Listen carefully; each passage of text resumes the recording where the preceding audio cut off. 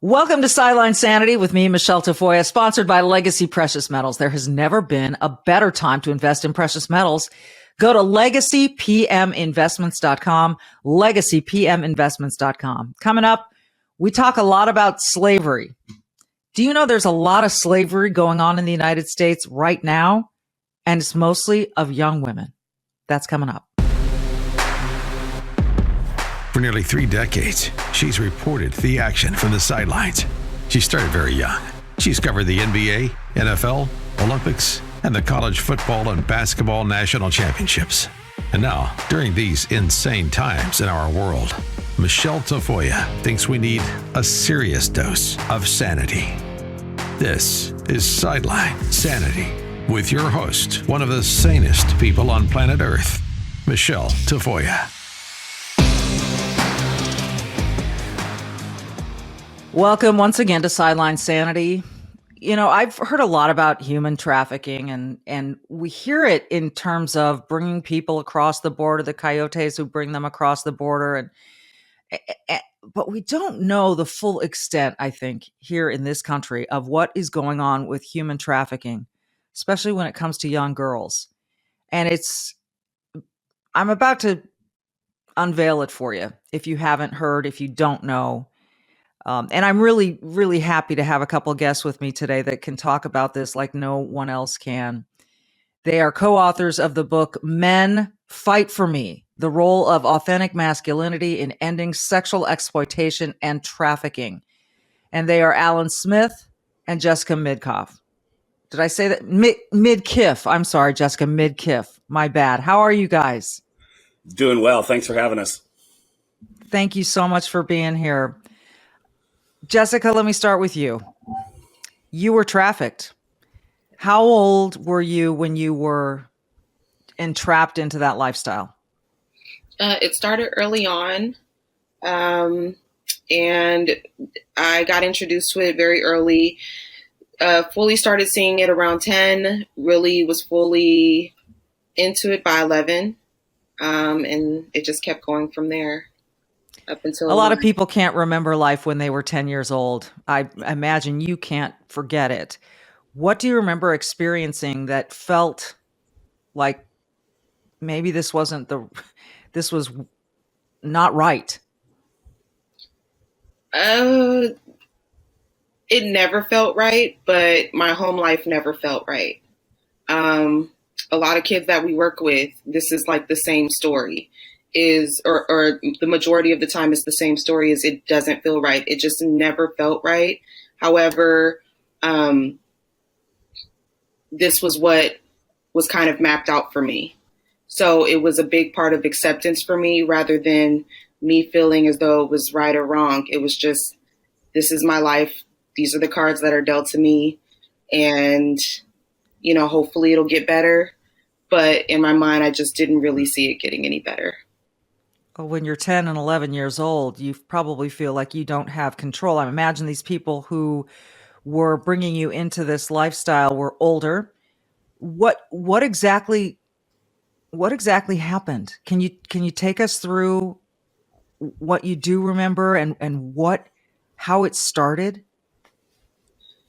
So actually in our book, there's a lot of that information in there, but just to kind of give a bit of a bit of an opening for it, is a big thing for me was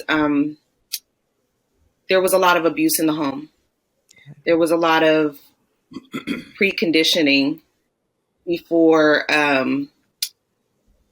these certain people were able to start getting their hands on, excuse me, let me do that again. There was a lot of preconditioning before, you know, certain people started to get their hands on me. And we don't have all day, but it was just basically the grooming in home and finally leading to the streets, where the grooming just kind of picked up and continued and the exploitation grew bigger and bigger. And so for me, it was like an escape from one thing to another, even though it wasn't great. How you mentioned earlier on, where it's like, I really don't have this control and I didn't feel in control. When I was able to escape to the streets, because that's what it was. There was this false sense of control. And a lot of our kids too, this is a common theme for a lot of our kids. And this is something that I saw with a lot of young ladies in the streets. And this is how we bonded. And this is how we were able to like kind of build a rapport or some type of camaraderie. So there was a level of acceptance. So you're saying that in a way, getting out of your house and onto the streets gave you some sort of measure, you felt at that time, some measure of escaping the abuse at home and then moving on to sort of the next phase of, this is my life. Yes, it moved from me not being able to control people around me that I knew that were doing things to me over to strangers that did things to me. But I was presented with something where it was like, well, at least you can charge. So it's really that false sense of control, or the false sense of control for me. And it was a dream sold to me where it was basically no one has to hurt you anymore. You can use what's been done to you and make some money for it. And therefore, that's your value. So it was someone giving value to me not knowing any better. Alan, let's bring you in here. How did you and Jessica become connected? I came to work for the current employer called Saving Innocence. We're an anti-human trafficking agency based in Los Angeles, California. And so about 7 years ago, I stepped in. I'm the executive director there. And then soon after I came to work there, we hired Jessica because of her lived experience. We call Jessica a lived experience expert. And so we met each other and built a rapport right away. I had a lot to learn about the space when I showed up. And so I was instantly drawn to Jessica because Jessica has a lot she can teach me, and she's still teaching me right up until today. And I just add, Michele, real quick. Can I just real quick, just to piggyback on what Jessica said and the question that's asking, like what actually happened? I'd refer, for a little more information, not only the book we'll talk about, but I'd refer you guys to savinginnocence.org. Right on the homepage, there's a video of a dear friend of ours and colleague, survivor, sharing her story. And she goes into some detail, and just not to over dramatic, but it's real common, her experience, where she says at 11 years old, I was forced to sleep with between 7 and 15 men every single day. And then she said, by the time I was 12 years old, I'd already been raped 4,000 times. So that sort of sets the stage for children in our country. These are U.S. born American citizens, for the most part, that are minors. That's the life they are forced. They haven't chosen it. They're forced to endure. So I just want to wrap that up and add a little more. Right. So people can go to savinginnocence.org. That's the website where they can learn more. So as you said, you stepped into this organization. You had a lot to learn. We all have a lot to learn. Yeah. I would start with, when we hear trafficking, we think of trafficking cross-border. We think of, we hear about some of these major events, sporting events, gambling events, conventions, whatever it is, where people are trafficked in for the entertainment of others. How would you describe, if you can, in a nutshell, what trafficking means here in the United States? And I'm sure it's a bit multifaceted. There, like you said, you're talking about some U.S. citizens being trafficked, but I'm certain there are people who are being trafficked across our border as well. Yeah, absolutely. Trafficking does get a lot of press around something like the Super Bowl and other kind of major events. And certainly trafficking does happen anytime large groups of predominantly men are gathered, and they are gathered around events and shows and sports and others. But what your listeners need to understand is happening 365 days a year. And there may or may not be actually more trafficking at the Super Bowl. It's just, nationally, they're just concentrated in that city. Traffickers are bringing their property, the ones that they are asserting ownership over, that they are trafficking into a city. And maybe there's some brand new victims, certainly, but they're mobile and they're agile and they're opportunistic. And so it's happening every single day in every city in America. You could say every zip code. It's the fastest growing crime in the world because there's such an appetite for the abuse of others and the vulnerability of others. think about that. An appetite for the abuse and vulnerability of others. Just that statement alone is enough to turn your stomach. Yeah. And you say it's growing in spite of the fact that we have so much more attention being paid to it. How is it able to be growing? I suppose a lot of crime is on the rise, right? So this is no exception? Right. Well, it's interesting because there is more attention. Like you're having us on your podcast. Thank you. I watched you for years on the sidelines, so it's fun to be with you in this way. So there are more things like that happening for sure. But there's also a parallel track of a certain group of people, whoever they may be, that think it's a good idea to have less police, not more police. And there's actually a group of people that are trying to fully decriminalize all things, quote, prostitution. So we're at war and at battle in our own country with adults who are misguided and don't understand what's actually happening. There's addiction, there's narcissism, there's all the things that Americans have, and it's happening around the world, of course, but here in our country, it's just a hard crime to prosecute because there aren't as many people out looking for the perpetrators. And even in certain cities and certain states, some of the laws are being dismantled that would actually provide the penalties that are necessary. So it's a really frustrating time right now because we're fighting not only the perpetrators, but we're fighting, society and public in some ways too. Yeah. You said something, and I want to ask you and then get back to Jessica on her experience with this. You said these people that do the trafficking are owners. They basically own these subjects, these slaves, if you will, these sex slaves. Yep. How does that relationship take place? How does someone find and enslave someone to do their bidding? Well, it's important to know that that it's predatory behavior. There are men and women, mostly men, that are actual predators, and they're seeking out vulnerability. This is a financial transaction. They may present themselves as a boyfriend or a dad of sorts to someone who's vulnerable, someone who needs attention and affection and protection. Someone, as Jessica mentioned in her story, she was in some ways forced to leave her home because the abuse was so bad. Now that 10, 11, 12-year-old is vulnerable to the outside world. And the predators smell that. They see that. And they come alongside and they start offering false promises and become the protection and the supplier of tangible needs that child needs. And they're grooming. All the while, they have terrible intentions, but they don't present themselves as being terrible right off the bat.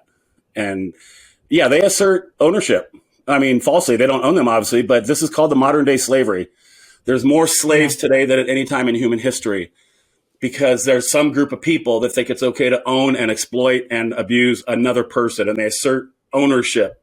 That slave, if you will, is not allowed to talk back, not allowed to question, not allowed to say no.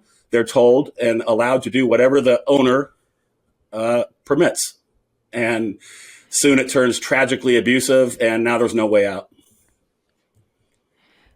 Jessica, how does that, what Alan just described, how does that compare with your experience? Did you feel owned? Almost definitely. One of the things that exploiters will do is they brand their property like, a farmer would brand their cattle. We go into the grocery store, we see a product with the label of the company. It's the same thinking. And so actually I have a branding on my neck that I still have from the life. There's two of them. And I remember it was some years back, but as an adult, and I was able to escape the life, where some of my old exploiters would reach out to me through, on social media and tell me, well, you haven't covered that up. You haven't gotten rid of it. So you still belong to me. There was still this sense of, they're referring to the branding, to the tattoo on your neck. Yes. And I have a few all over my body. One of the big ones I was able to get covered up. But yeah, it's like, you didn't get rid of this. You didn't get rid of these brands. This is my identifier. You can't escape me. So it was very real, even after being out of the life and actually being a few years into doing this work in the anti-human trafficking realm, where they still felt bold enough to reach out to me, where it was, you belong to me, you are my property. And I'm saying it more in a PG way. Yes. And so, it's very real.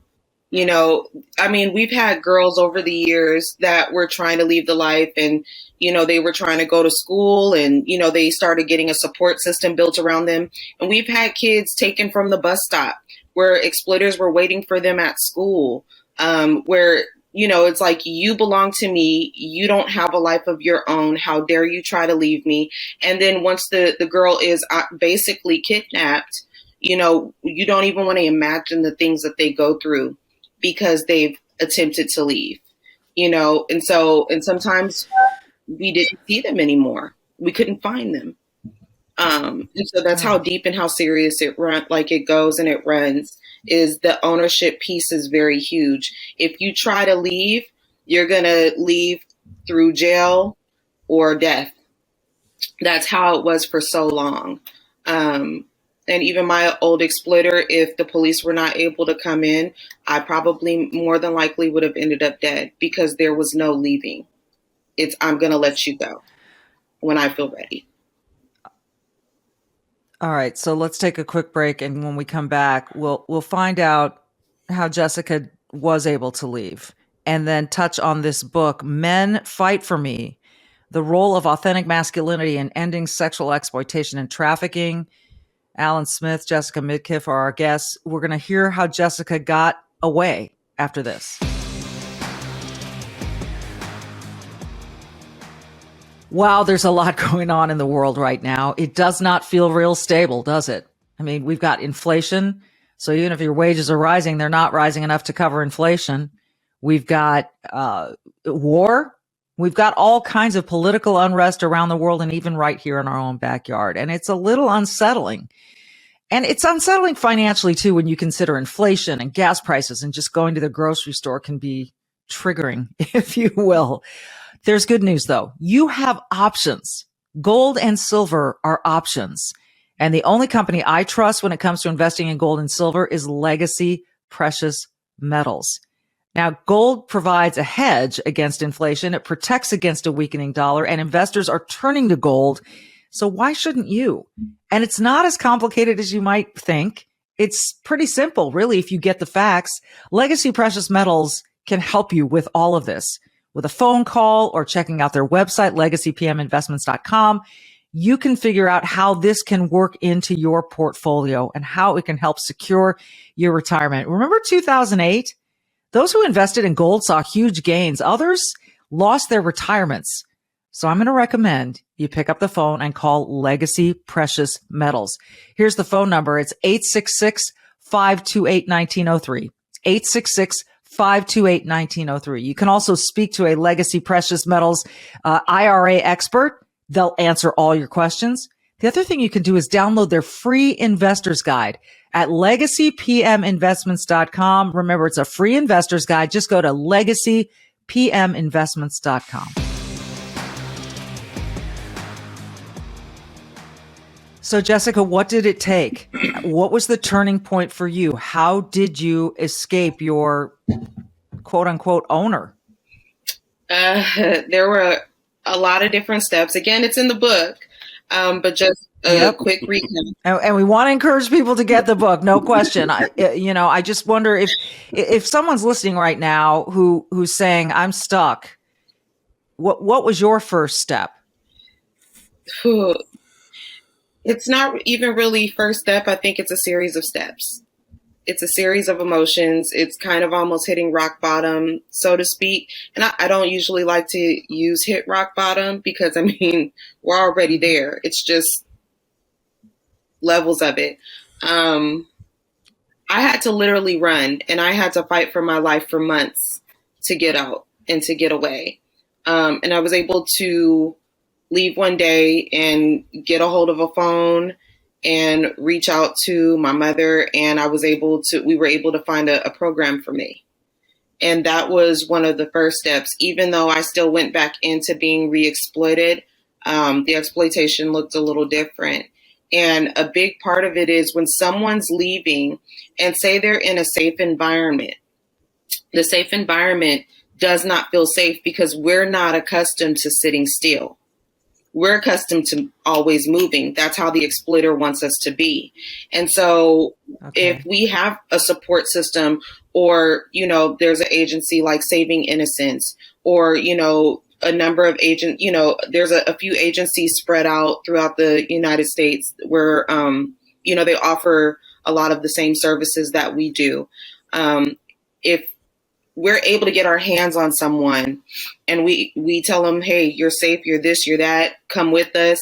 We're going to wrap around you. We're going to care about you. We're going to love you, which we do. It feels good in the moment. But when everything stops and you're left sitting with yourself, that's when it's the most terrifying. It's how do you work through that? Because of all that trauma, of all that moving, of all that running, it takes a lot to fully and successfully be able to live the life. And so we've had the kids that have gone back and forth, and that's very common and it's very normal and it's very usual. And when you have adults and you have people in your corner that are willing to stick with you and walk with you and shield you, over time, you start to find that peace. And you're able to say, like, okay, you seem like you're breathing pretty well.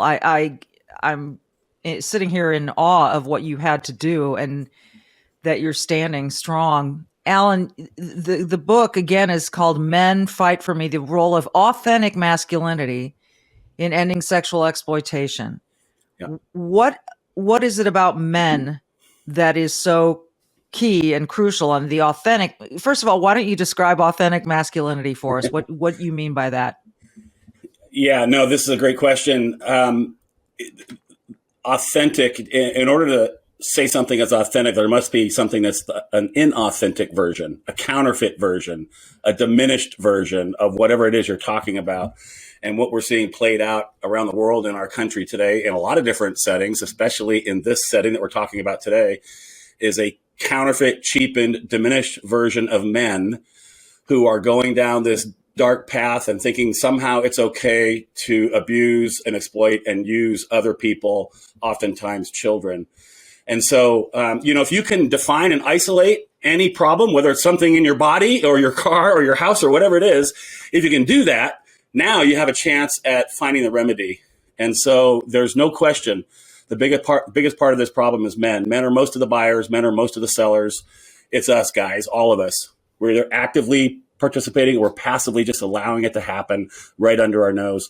And so that's the spirit of the book. Jessica was on a panel with some other people years ago, and one of these survivors next to her said, in the middle of her trauma, I could no longer fight for myself. I needed someone to fight for me. So that lit me up. So we combined all that. The problem mostly is men. I have a survivor on the stage saying, I need someone to fight for me. Okay, I'm a man. I'll fight for you and you and you. So I approached Jessica and a number of other amazing survivors and professionals, and we created this book. It's for everybody. A lot of women are reading it and loving it. But there is a special emphasis using my male voice, not man shaming, not, beating up men, but saying, hey, come with me on this journey. I'm gonna show you some things you haven't seen before, and I'm gonna introduce you to some heroes. And so it's challenging men to step into the authentic version of themselves. We define that. There's 4 pillars of authentic masculinity we talk about in the book, and we're just calling men to a higher standard. Like, step up, get up. We're meant for so much more. Let's go. We're meant for so much more. That's a really interesting way of putting it. It really is something when you think about how much of this is men. We saw Ghislaine Maxwell taking part in the whole Jeffrey Epstein story, and that's another matter. However, it was still Jeffrey Epstein who was kind of overseeing the whole bit. What can men do? Like, if there's a guy out there listening right now and he's never exploited, he's never taken advantage, he's just a guy. Yeah. How can he help? Obviously, he can go to the website, but what can people do? Yeah. And we did create a separate little website called fightforme.net, and you can get the book there. It's on Amazon, but you can get the book there. But take one more step and go to that website. There's a lot of resources and other kinds of things to help in the process. Step number one, Jessica and I are hoping people will get it's not a shameless book plug, but we are hoping that people will read it and get more educated. That's the first bullet point of your question. Men can get a little bit more educated, find out what it is, find out what it isn't, learn some of the correct language around it, learn the scope of it, just get a little bit more empowered with some information of what it is. And then what can they do? The short answer, I know we don't have, 5 hours to unpack that, but the short answer, I'm calling all men to step up into this, face it, look at the problem, and then find whatever it is that you can do and apply it to that. Like, you can have us on your podcast. You didn't start the podcast in order to talk about human trafficking. You already had it, and you're making one of your episodes available to it. So we're asking men to take their talents, their gifts, their resources. Maybe they're, graphic designers. Maybe they're, who knows what they are. Find a local trafficking agency, ask them what they need, and then do that. Start there. And even before you start there, it starts in your own home. Be the right kind of husband, be the right kind of dad. The little girls and the little boys in your life are desperately needing a visible expression of authentic, healthy masculinity, because every single version they're being streamed at them through the internet and social media and in the movies and sports figures and everything else. It's mostly a diminished, cheapened, counterfeit version that ultimately leads to destruction. And so we need you men, you're a good, decent man. You're out providing for your family, doing the best you can. Look in the mirror and make sure your life is in sync with the non-exploitive culture that you want your daughters to grow up in and you want your sons to emulate. It starts there. There's so much more to unpack, but that's kind of the quick answer. Well, it's a good one. I mean, it just reminds me of Michael Jackson's song "Man in the Mirror." And you start there, and that's a pretty fine place to start. And by living it that way, you then turn into an example for every other man around you or woman. And I think there has been this, we hear the term toxic masculinity thrown around. We hear about we know that police are being vilified and in some cases justified, not in all cases. And now we have this diminished police force across the United States. Obviously each municipality, it seems to me, is losing people. They're not able to retain police officers. I've talked to police officers that are they feel beat down. They feel that they can't do what they're supposed to do with their job. And they feel as though everyone's looking at them as the bad guy. And it's really hard to do your job when morale is that low. Yeah. Are you working in any way with first responders, police officers, whether it's FBI, whatever it is, is there a counter to this? I mean, I don't know how we tell these men it's okay to be authentically masculine. Well, sadly, the narrative that's out there, it's not just that there's toxic masculinity, it says all masculinity is toxic. That's sort of the politically correct placement. And I push back vigorously and say, no, we don't need less masculine men. We need better masculine men, because there are men out there causing great disruption around the world. I saw a little meme or something the other day. I don't know if it was a real study or just a joke, but it seemed to ring true. It said 80% of all problems are caused by men. And I laughed and I thought, oh, geez. Oh, well, I mean, that's actually probably correct and actually might be a little low. I mean, can you think of a major significant problem around the world in our country where there's not a bunch of knucklehead men behind it? It's like, I don't know. I don't think so. Well, I can think of some knucklehead women pretty quickly too. But of course, having said that, I'm an equal opportunity knucklehead identifier. So no doubt, there certainly are knucklehead women. But yes, I mean, I don't mean to diminish what you're saying. It just seems to me that then if you say men are 80% of the problem, they're going to just throw up their arms and go, well, what do you want from me? Yeah. Well, and we talked about it a minute ago, and I want you to step up and be a leader in your home in a healthy, positive way, and let your kids see a good example. Let the kind of music that comes into your house and the kind of things you're on TV, the kind of websites you visit, let all that line up and sync up with a non-exploitive culture that isn't, at the end of the day, abusing or exploiting somebody else. Start in your home. That's what you can do. Support a work around you, close to you, that is also doing that. Taking care of vulnerable people that are being abused. Start there take baby steps. Let's have a big vision. Yeah, let's change the world. But first, let's change your house and your street and your school and your neighborhood and your community. We get enough men and women. We're not excluding women from this argument at all. The problem is anything I go to, if I go to some kind of a training or some kind of a meeting, it's mostly women are there. Great. Keep doing that. Let's add to it a bunch of strong, healthy, positive men. And now we got something that is going to be formidable. I don't know if either of you is familiar with Tim Tebow. It seems to me his dad has gotten involved somehow in human trafficking. And are either of you aware of what's going on with Tim Tebow's dad? Not so much his dad as Tim also. I've been on the phone a couple times, not with Tim himself, but his foundation, and they're getting very interested and focused on trafficking stuff. So a little bit, yeah.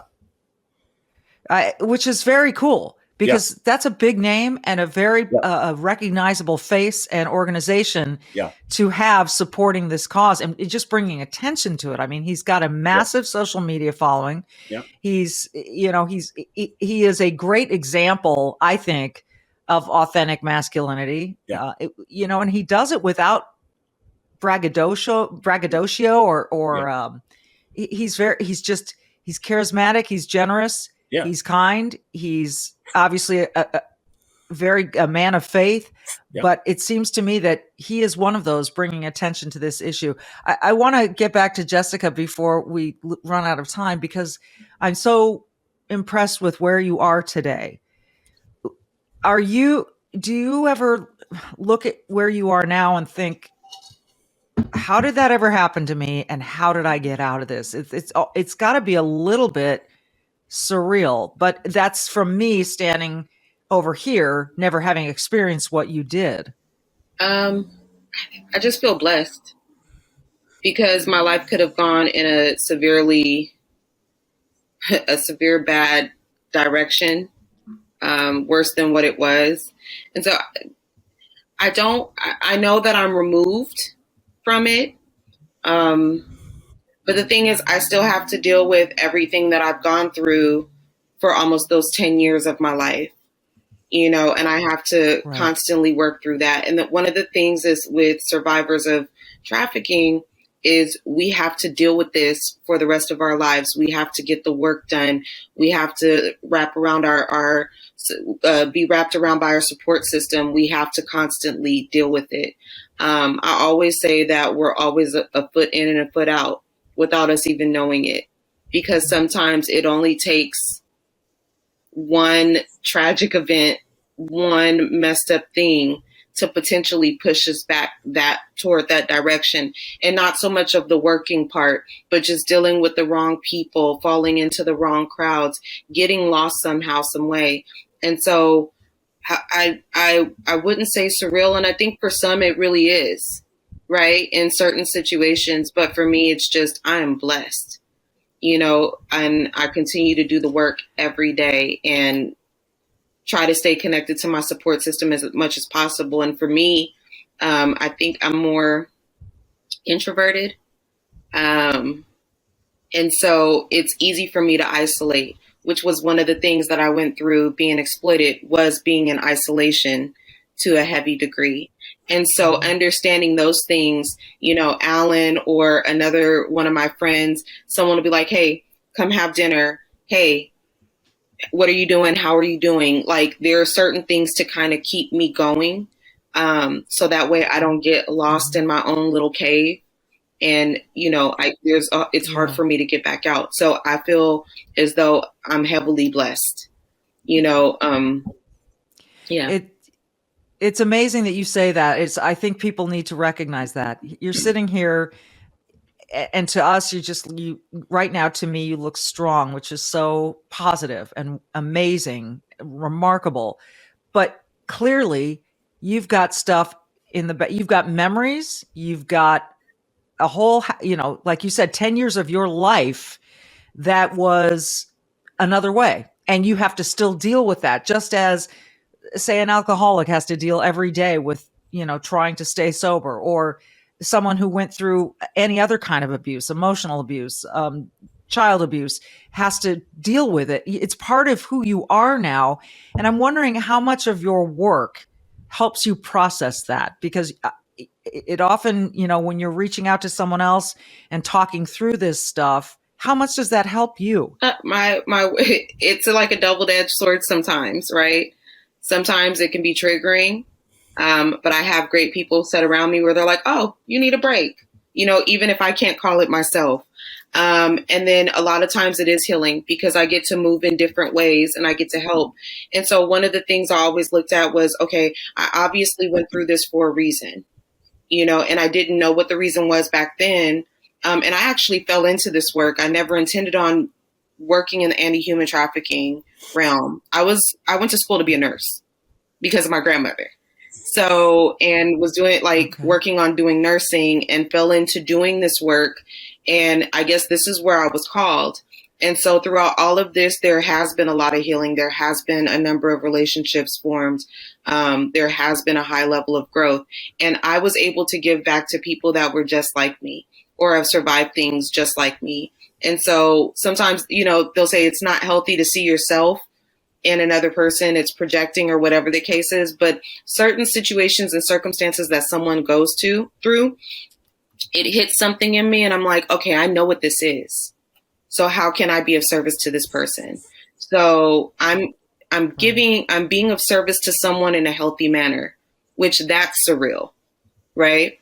As opposed to being in the life where I was being of service to people in the most harmful way possible and did not have an actual choice. And now I have a choice and I get to help kids, which is our generation that's going to take care of us.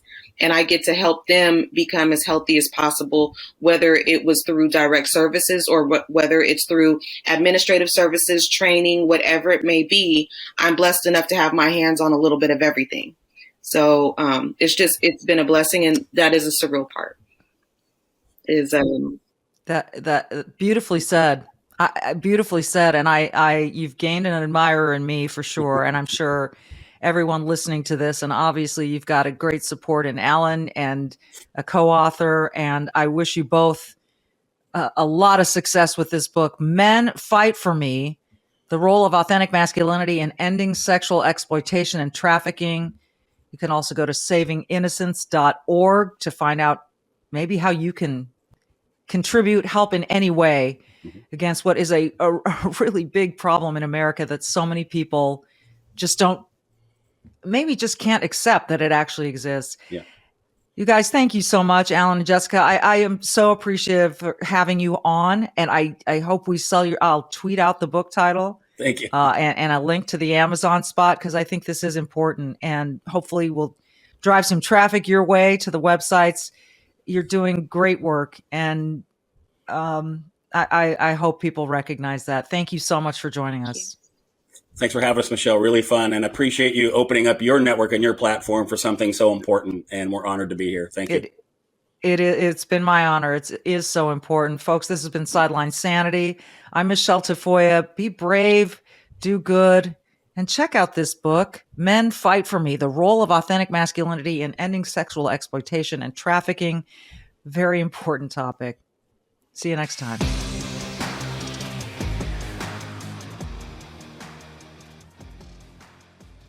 Well, we always appreciate it when Charles Thorngren can join the podcast and talk a little money and gold in particular with us. Gold and silver. And Charles, these are mad times. I mean, it's just really wacky. And anyone who's watching the stock market is probably asking themselves, what do I do? I don't know, I don't know how to ride this roller coaster with everyone. And so obviously you recommend investing in precious metals. What's the first step that someone should take in learning about what precious metals can do for them? The first step, give us a call, right? We're going to show you what options there are available. That's what Legacy is about, is showing you options and educating everyone. The important thing to know is that we don't invest in gold and silver because it's pretty or because it's unique. Those things are true, but we do it because it has the history of being the true diversity for someone's portfolio. It's the insurance policy against everyone's retirement and their savings. So this is why we look at gold and silver specifically. It's the currency that was always meant to be, right? It is not a fiat currency. There's no inflationary effect on it. Gold and silver are going to be worth what they're worth. The thing that changes with everything is the amount of dollars it takes to buy that gold and silver and the amount of dollars you get for owning that gold and silver. That's the big key. And this is what people don't understand about it typically, is that it is not the stock market and it is not the dollar. It's an investment that is counter to both of those. So it gives you true diversity and balance is what everyone's looking for right now. They just don't know it. As inflation gets higher, this is where gold and silver come in. Someone is saying, okay, I want to do this, but I want to choose one or the other. When they call you and ask you these questions, when would you recommend gold and when would you recommend silver? That's a great question. And what a lot of people wind up doing is actually doing a little of both, because that's possible, right? But it's going to depend on your specific investment parameters.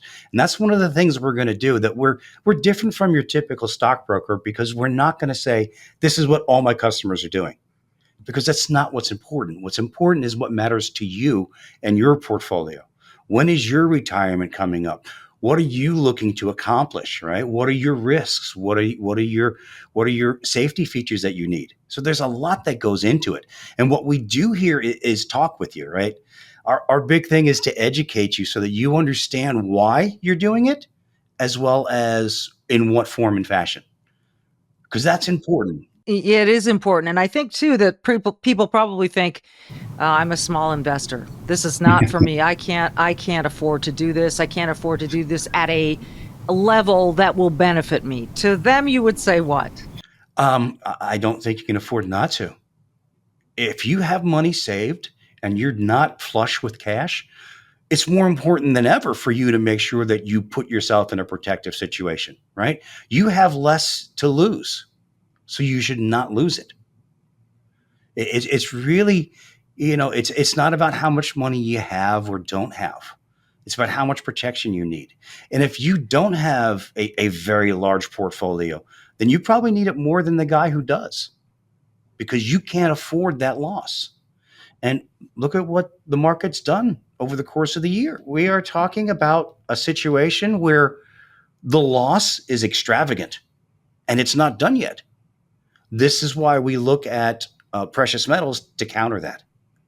And lastly, Charles, for those who fear that a recession may already be here or is coming, what do you tell them about how in a recession this investment helps out? Great question. Couple answers there. We are in a recession, but the reality is it's not going to get bad for a few more months. Then it's really going to be bad. What we see happen next year is going to be devastating. Just think 2007, 2008, right? The troubles with 2008 happened in 2007. It just took time for it to hit the market in a real sense. And this is what we see. We have inflationary numbers that rival the 80s. That's something that's going to be dramatic. So when we look at this, we say, why do we want to do it? And that's exactly why. It helps because it's not the dollar and it's not the stock market, right? This is the safe haven investment. And if you look at long-term wisdom, that's what metals do. They give you a place to store your wealth without the effects of inflation, right? Inflation is good for your metals. The stock market correcting is good for your metals. A weak economy is better for your metals. So that's what it's meant to do. And that's why it has its place in the economy. We're talking about a worst case scenario right now, but even under the best of terms, the government tells you 2 to 3% inflation is a good thing. And at 2 or 3%, it doesn't sound bad, right? But over the course of your retirement and your lifetime investing, if you go 40 years, you've lost over 120% of value of your dollar by not having metals. So even in the best of times, there should be some in your portfolio. And during the worst, you really want to make sure you get a hold of somebody who can explain why and show you what options you have. Yeah, that's why we love to recommend legacy precious metals on our show, Sideline Sanity. So the website is legacypminvestments.com, legacypminvestments.com. You can also go to the website and find the phone number to call, learn a whole lot more. It's just worth asking some questions, right? A quick phone call and getting more information about everyone's specific situation. Absolutely. We're a no pressure organization. Everyone who contacts us, they reach out to us. We share information. If it's right for you, great. If it's not, that's great too. Learning something never hurt anybody. No, that is true. And we're glad we had you on to learn something from you today, Charles Thorngren. Again, it's legacypminvestments.com. Please go check them out. Just ask some questions, learn a little something. Thank you so much, Charles. My pleasure. Thank you.